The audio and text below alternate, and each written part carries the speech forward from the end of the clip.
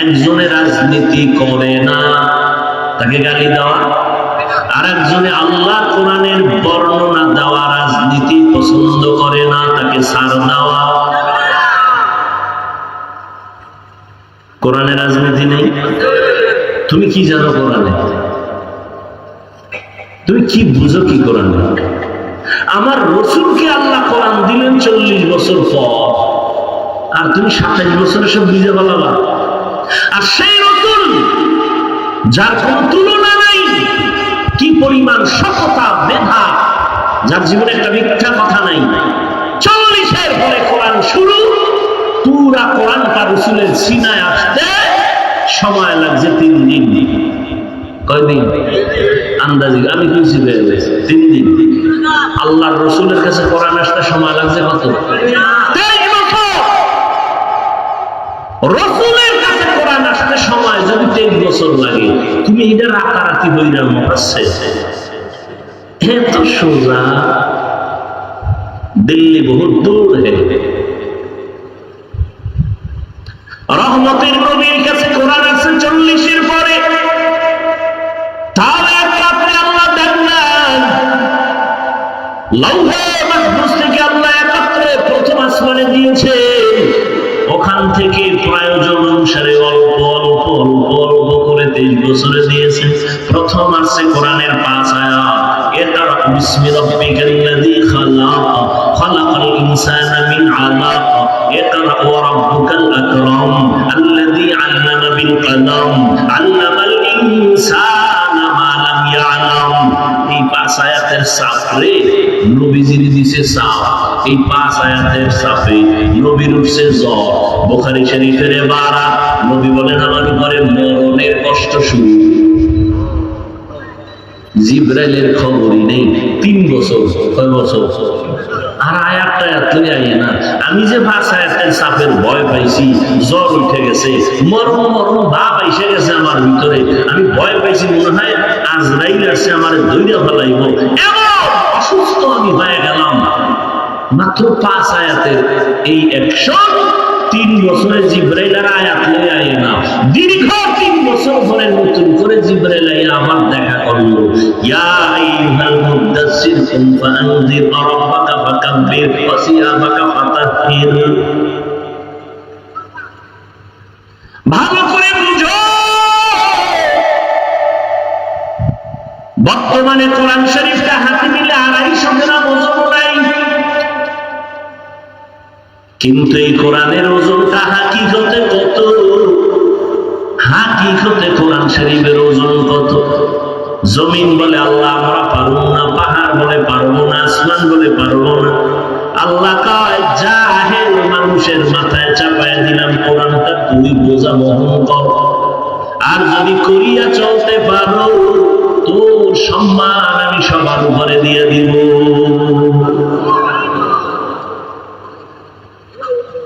কোরআনে রাজনীতি নাই, বুঝো কিছু?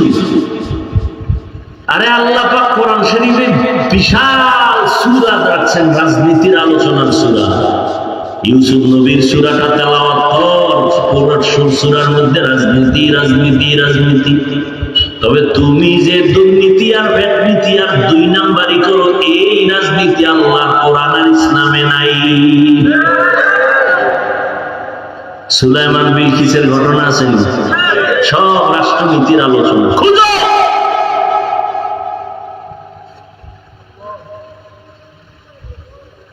বিরোধিতা না করে নিজের দোষ দেখো। নিজের মাইয়ের খবর কি, পোলার খবর কি, মায়ের খবর কি, বাবার খবর কি?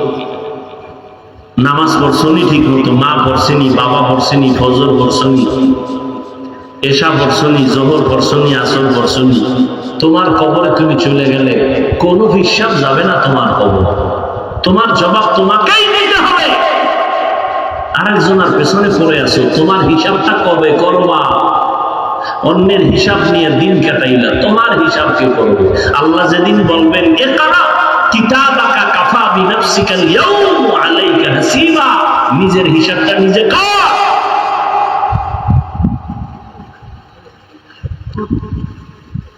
আমরা কিসসা কাহিনীর বয়ান করি, তো তুমি কি বুঝাতে চাও? কোরআনে কিসসা কাহিনী নেই। আল্লাহর শপথ করে বলে যায়, লিখে রাখ, পৃথিবীতে কিসসা কাহিনীর শ্রেষ্ঠ কিতাবের নাম কোরআন শরীফ। লিখে রাখ, পৃথিবীর মধ্যে কিসসা কাহিনীর শ্রেষ্ঠ কিতাবের নাম হাদিস শরীফ। কোরআন শরীফে বাঘের কিসসা আছে, তোর খবর আছে না? হাতির কিচ্ছা আছে, মশার কিচ্ছা আছে, মাছির কিচ্ছা আছে। কোরআন শরীফের মধ্যে বাঘের কিচ্ছা আছে, সাপের কিচ্ছা আছে,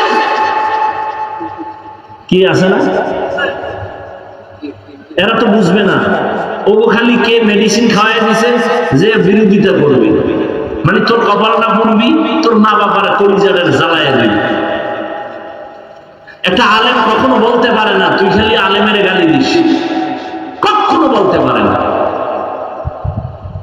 কিচ্ছা কাহিনী রস করি, 2000-এর উপরে আয়াত আছে কোরআন শরীফে, 2000-এর উপরে শুধু কিচ্ছা কিচ্ছা কিচ্ছা কাহিনী।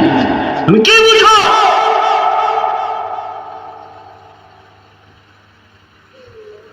পিপিলিকার কিচ্ছা, পিপিলিকার নামে সূরা, হাতির নামে সূরা, তুমি কি বুঝো? সূরা বাকারা গরুর কিচ্ছা, তুমি কাউ গরুর কিচ্ছা বলি কেন? সাপের কিচ্ছা বলি কেন? আল্লাহ বলছেন কেন? বাঘের কিচ্ছা বলছেন কেন কোরআনে? হাতির কিচ্ছা বলছেন কেন? সব কিছু বলে মানুষের হেদায়েতের জন্য। আমরা তো ওই কিচ্ছাই বলি, উম্মতের সামনে যে কিচ্ছা শুনলে মানুষের দিল নরম হয়, চোখে পানি আসে, তওবার জন্য অন্তর তৈরি হয়। আমরা তো সোনামন্দের গান গাই না। তোমার অন্তর এত নষ্ট কেন? তোমার অন্তর এত নষ্ট কেন? আলেমের বিরুদ্ধে কথা বলার দুঃসাহস কে দিয়েছে তোমাকে? তোমার জীবন মরার আগে ধ্বংস লিখে রাখো, লিখে রাখো। মা বাবার সাথে বেয়াদবি করবি, খোদাও মাফ করবে না, কারণ এটা বান্দার হক। শিক্ষকের সাথে বেয়াদবি করেছো, শিক্ষক ক্ষমা না দিলে তো ক্ষমা নাই, বান্দার হক। এই জমিনে আলেম যদি না থাকে তো ইসলাম কোথা থেকে শিখবা? আলেম আছে তো ইসলাম আছে। এরা রাসূলের ওয়ারিস, এরাই উম্মতকে হেদায়েতের দাওয়াত দিবে। হ্যাঁ, মাছ ছাড়া যেমন কাটা ছাড়া যেমন মাছ নাই, দোষ ছাড়া মানুষ নেই। তুমি আমার দিকে তাকাও কেন? তোমারে ধরলে তুমি বাঁচবা কেমনে? তোমার মধ্যে কি কম আসেনি দোষ? কেন এগুলো করো? লাভ কি? তোমার লাভ কি? ইসলামের লাভ কি? দুইটা কথা আজকে শুরু থেকে বলেছি, মনে রাখবে। তুমি আলেমদের বিরোধিতা করলে, তাবলীগের বিরোধিতা করলে তোমার লাভ কি? ইসলামের লাভ কি? একটু দুইটা প্রশ্ন তোমার বিবেকের কাছে রেখে গেলাম। বরং তোমার অধঃপতন চলে আসতেছে খুব দ্রুত। তুমি কান্না করো, কাউকে পাশে পাইবা না। তাবলীগ তো তার গতিতে চলতেছে। তাবলীগের মধ্যে একটা বিশাল দ্বন্দ্ব হয়েছে না? হয়েছে না? এখন খুঁজা দেখেন তো, কাজ কমছে না বাড়ছে? কাজ কিন্তু বাড়ছে। এই ভাই, সাতপন্থী যাদেরকে বলা হয়, এরাও কিন্তু মানুষকে দাওয়াত দিতেছেন। দুইটা পাঠ হয়ে গেছে, কাজ কমছে না বাড়ছে? তা তোমার বিরোধিতা করে লাভ কি? ইসলামের কি লাভ? বরং এই তাবলীগের কারণে, খাঁটি আল্লাহওয়ালাদের কারণে, হুজুর টুজুর না, জেনারেল লাইনের বহু মানুষ দ্বীনের পথে আছে। অস্বীকার করা যাবে না। কেন বিরোধিতা করো? আমাদের বিরোধিতা করবে বেঈমান, বিধর্মী। তুমি মুসলমান হয়ে কেন করো? কি স্বার্থ তোমার?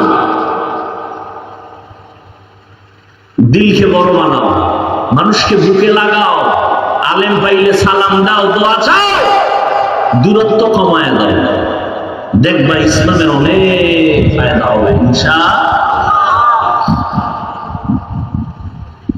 নবীজি বললেন, যারা আমাকে আমার আদর্শ মতো চলে না তারা আমাকে মানে না। বলে না না, যারা বিরোধিতা করে তারা আমাকে মানে না। ভালো করে বুঝলে যুবক, রহমতের নবী বলেন, যারা আমার বিরোধিতা করে তারা আমাকে অস্বীকার করার কারণে জাহান্নামের পথিক হয়ে যাবে।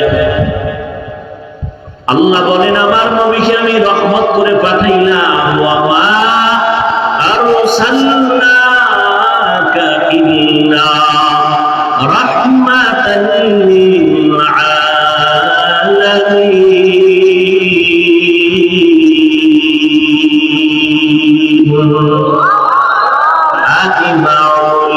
الأولين الآخرين بحر صدقة رحمة للعالمين سيد الكونين ختم المرسلين آخر مضبوط فخر الأولين। আল্লাহ বলেন আমি রহমতের নবীকে রহমত করে পাঠাইলাম দুনিয়ার জন্য আর পরকালের জন্য পায় না, জগৎ সমূহের জন্য। অনেকে তর্জমা করে উভয় জগতের জন্য নবী রহমত, আমি তর্জমা করলাম জগৎ সমূহের জন্য নবী রহমত। উভয় জগতের তর্জমা করলে মনে হয় যেন দুনিয়ার জগৎ পরকালের জগৎ। না, জগৎ তো আরো আছে। রূহের জগৎ একটা আলাদা জগৎ, মায়ের গর্ভের জগৎ একটা আলাদা জগৎ, দুনিয়ার জগৎ একটা আলাদা জগৎ, আলমে বরজাখ কবর জগৎ একটা আলাদা জগৎ, হাসরের ময়দানের একটা আলাদা জগৎ, জান্নাত ও জাহান্নামের একটা আলাদা জগৎ। সব জগৎ সমূহের জন্য আমার নবী রহমত। রূহের জগতের জন্য নবী কেমন রহমত, ভিন্ন আলোচনা। মায়ের গর্ভের জগতের জন্য নবী রহমত, দুনিয়ার জগতের জন্য নবী রহমত, কবর জগতের জন্য নবীজি রহমত, হাসরের ময়দানের জন্য নবী রহমত, জান্নাতের জন্য নবী রহমত, জাহান্নামের জগতের নবী রহমত। এটা কেমনে? জান্নাতের জন্য নবী রহমত, এটা বুঝলাম। জাহান্নামের জন্য কেমনে? এটা তো বুঝে আসে না। বুঝে না আসলে বুঝার চেষ্টা করো, বিরোধিতা করিও না। জাহান্নামের ক্ষেত্রে আমি শুধু দুনিয়ার জগতের জন্য নবী কেমন রহমত এই বিষয়ে দু চারটা কথা বলি। রহমতের নবী দুনিয়ার জগতের জন্য রহমত। এরে নবীরা আসে শুধু কি মানুষের জন্য পায় না, রহমতের নবী মুমিন মুসলমানের জন্য যেমন রহমত, বেঈমানের জন্য নবী রহমত, পুরুষের জন্য যেমন নবী রহমত, নারীদের জন্য আমার নবী আলাদা রহমত। শুধু মানুষের জন্য নবী রহমত না, জিনদের জন্য নবী রহমত। শুধু মানুষের জন্য নবী রহমত না, জঙ্গলের প্রাণী পশুদের জন্য নবী রহমত, নদীর মাছের জন্য নবী রহমত, গাছের জন্য নবী রহমত, সব মাখলুকের জন্য নবী। আবু জাহাল হাতের মধ্যে পাথর নিয়ে কয় ভাতিজা মুহাম্মদ আছে কি বলতে পারো? কয় লাভ কি? কয় বললেই তোমারে নবী মানবো, কালেমা বলবো। নবী বলেন আমি জানি না। কেন জানো না রে ভাতিজা? নবী বলেন আমি গাইবের মালিক না। গাইবের মালিক কে? আলিমুল গায়বি ওয়াস শাহাদাতি হুয়া রাহমানুর রাহিম।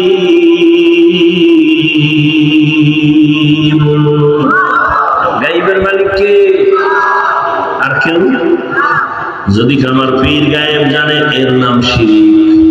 এর নাম কি? আল্লাহ বলেন আমান ইউশরিক বিল্লাহ ফাকাদ হারামাল্লাহু আলাইহিল জান্নাহ। যারা আল্লাহর সাথে শিরিকের গুনাহ করবে তাদের জন্য জান্নাত হারাম। ও দয়ার মালিক শিরিক মুক্ত ঈমান আমাদের দান করে। আবু জাহাল বলে আমার হাতে কি আছে? নবী বলে আমি জানি না। নবীজি বললেন হাতের মুষ্টিতে যা আছে তোমরা একটু আওয়াজ দাও। পাথরগুলো কালেমায়ে শাহাদাত পড়া শুরু করলো। কপাল খারাপ, আবু জাহিল্লা পাথরগুলো মাটিতে ফালায় কয় মুহাম্মদ বড় জাদুকর। কপালে কি নাই? মান ইয়াহদিল্লাহু ফাহুয়াল মুহতাদ ওয়া মান ইউদ্লিল ফালান তাজিদা লাহু ওয়ালিয়্যান মুরশিদা। এর যুবক ১,৫০০ বছর আগে রহমতের নবী বলেছেন যুবকেরা আমি মুহাম্মদের উপকার করেছে, বুড়ারা আমি মুহাম্মদের বিরোধিতা করেছে। ও যুবক বাবা, সারা রাত ১২টা মাস মুসলমানের পেছনে দৌড়াইয়া পায়ে ধরে ধরে ধরে ধরে বলি আমার দলে আসো, একবারও বলি না আমি 5 কল্লি টুপি মাথায় দিয়েছি, ভিন্ন টুপির বিরুদ্ধেও বলি না, হিংসা করে সালাম বন্ধ করি না। আমি কওমি মাদ্রাসার সন্তান, কোনদিন স্কুল কলেজ আলিয়ার বিরুদ্ধে বলি না। আমি তাবলীগের লাইনের সন্তান, আমি বলি না তাবলীগ করো না হয় জাহান্নামে যাইবা। আমি পীরের লাইনের সন্তান, একবার বলি নাই তুমি ওই পীরের কাছে যাও না হয় জাহান্নামে যাইবা। কিছুই বলি নাই। এত চিল্লাচিল্লি কইরা বিনয়ের সাথে একটা কথাই বলতে চাই বাবা, যেই লাইনে থাকো বাধা নাই, যেই তরিকায় চলো বাধা নাই। ব্যবসা করো আলহামদুলিল্লাহ, চাকরি করো আলহামদুলিল্লাহ, স্কুলে পড়ো আলহামদুলিল্লাহ, কলেজে পড়ো আলহামদুলিল্লাহ, ডাক্তার হও আলহামদুলিল্লাহ, ইঞ্জিনিয়ার হও, কোনো বাধা নাই। একজন প্রফেসর হও, বাধা নাই। একজন ডাক্তার হও, বাধা নাই। তবে দাবি আমার একটা, বেয়াদব হইও না। তোমার ব্যাপারে যেন মা বাপ কখনো কষ্ট না পায়। ও যুবক, তোমার আচরণে যেন কোনো শিক্ষক কষ্ট না পায়, তোমার ব্যবহারে যেন কোনো আলেম কষ্ট না পায়, তোমার ব্যবহারে যেন কোনো মুরব্বীরা কষ্ট না পায়। তুমি এমন একজন ডাক্তার হও যে দ্বীনের উপকার হবে, উম্মতেরও ফায়দা হবে, এবং তোমার সম্মানটা বলিয়া গেল মানুষ দোয়া করবে তোমার সম্মানের সাথে। যদি এমনটা হতেই চাও, দুইটা জিনিস তোমার লাগবে, লিখে রাখ। দুই জিনিস না থাকলে ডাক্তার হতে পারবি, জীবনে সম্মানের জীবন পাবি না। ইঞ্জিনিয়ার হবি ঠিক, সম্মান জীবনে পাবি না। সম্মানিত ডাক্তার যদি হতে চাও, সম্মানের জীবন নিয়ে যদি ইঞ্জিনিয়ার হতে চাও, জেনারেল লাইনে থাকো আলহামদুলিল্লাহ, তবে সম্মান বড় দামি জিনিস। এটা পাওয়ার জন্য দুইটা জিনিস তোমার লাগবে। কয়টা? দুই জিনিস লাগবে। দুই জিনিস না থাকলে আল্লাহর কসম সম্মানের জীবন পাবি না। এবার সম্মানের জন্য সার্টিফিকেট লাগে না? লাগে। সম্মানের চাবি কার হাতে? না কোন দুনিয়ার সরকারের হাতে? দুনিয়ার সরকারের কাছে যদি চাবি থাকতো সম্মান কমাবে, তখন বুজুর্গ কবে কত আগে ভাড়ায় মারত। কি চাবি কার হাতে? আল্লাহর হাতে চাবি। এই জন্য তাকাইয়া দেখছো কত সার্টিফিকেট ওয়ালার সম্মান নাই, আর সার্টিফিকেট নাই আল্লাহ তারে অনেক সম্মান দিয়েছেন, আছে না নাই? মাওলার খেলা বড় কঠিন। আমার আল্লাহর কুদরতের কারিশমা তোমার বিবেকের সম্মান। দুই জিনিস অর্জন করিও। জীবনে ডাক্তার হলে সম্মান তোমার সবার উপরে থাকবে। প্রথম লাগবে তোমার সুস্থতা। কি ঘুমাইতেছেন? প্রথম কি? দ্বিতীয় লাগবে তোমার সুন্দর চরিত্র। কি এই দুটারে গজব করছো মোবাইল দিয়া। একটু চিন্তা কর। এই বেটা যুবক বাবা, একটু চিন্তা কর, রাগ করিস না। পৃথিবীতে যত তুই বন্ধু পাইছ সব স্বার্থপর। খোদার কসম সব স্বার্থপর। আল্লাহর কসম করে বলি, নিঃস্বার্থ এই জমিনে তোর একমাত্র বন্ধু ওলামায়ে আহলে হক। এরা সব নিঃস্বার্থ বন্ধু, এদের কোনো স্বার্থ নেই। এই তুই আমারে গালি দাও জানি না, কথা বলে কি পরিমাণ গালি দাও, কি পরিমাণ বিরোধিতা করো, এরপর কোনো প্রতিবাদ করি না। দেখলে সালাম দেই, বাবা কেমন আছো, বাড়ি কই, হাসি মুখে। ইমামের বিরুদ্ধে কত কথা, ইমাম কোনদিন রাগ করে না, বরদোয়া করে না, গালি দেয় না। বেতন দেয় 10,000 6 মাস বাকি, কোনদিন ইমাম সাহেব মানব বন্ধন করছে? জুমায় কইছে নি যে বেতনটা টাইম মতো দিবা, নাইলে আসল থেকে সূরা উল্টা পড়া হবে। নিঃস্বার্থ তোমার একমাত্র বন্ধু আলেম। এরে যুবক, দুই জিনিস তোমার লাগবে সম্মানের সাথে যদি তুমি জীবন চালাইতে চাও। এক নাম্বার কি বলছি? সুস্থতা। রাতের ঘুম হলো সুস্থতার জন্য মহা ঔষধ। আর এটারে জবাই করছো কি দিয়া? এখানে কোনো অস্ত্রাজ লাগবে না, এটা ডাইরেক্ট ওয়াজ। আর এটা আমাকে হুজুরের ওয়াজ না। গুগলে মোবাইল তো আর ছাড়বি না, জিব্রাইল আইলো তাহলে আকাম না করে দিয়ে একটা ভালো কাজও কর। গুগলে ঢুকে সার্চ দে রাতের ঘুম শরীরের ঔষধ কি হিসাবে বা কোন অংশ, সব ডিটেলস চলে আসবে।